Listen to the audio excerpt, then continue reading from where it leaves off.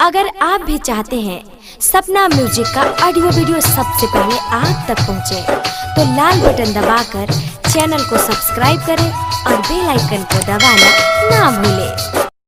Music by अनमोल सोनी। चोली में तोरा पनसौआ एगो चुमा देबू ए सटेज पर धर देब चोली में तोरा पनसौआ चोली में तोरा पनसौआ चोली में तोरा पनसौआ डीजे राम परवेश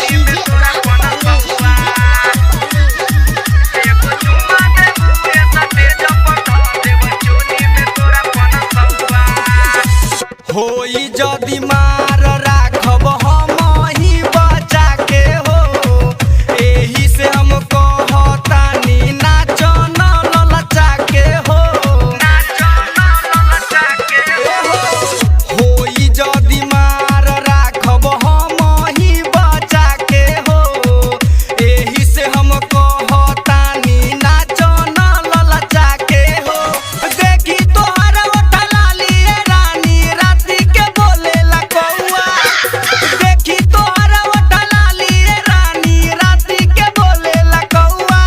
एगो चुमा देबू ए सटेज पर धर देब चोली में तोरा पनसौआ, एगो चुमा देबू ए सटेज पर धर देब चोली में तोरा पनसौआ चोली में तोरा पनसौआ चोली में तोरा पनसौआ चोली में तोरा पनसौआ।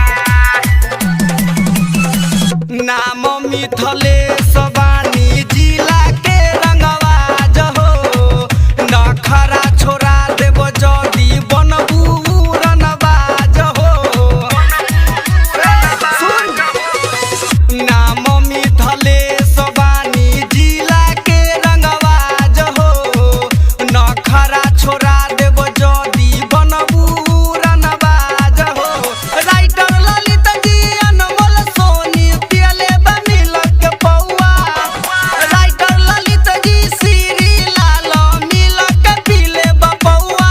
एगो चुमा देबू ए सटेज पर धर देब चोली में तोरा पनसौआ, एगो चुमा देबू ए सटेज पर धर देब चोली में तोरा पनसौआ।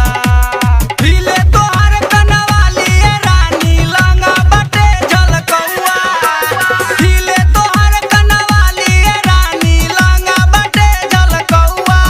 एगो चुमा देबू ए सटेज पर धर देब चोली में तोरा पनसौआ, एगो चुमा देबू ए सटेज पर धर देब चोली में तोरा पनसौआ। सपना रिकॉर्डिंग स्टूडियो परवा हाजर।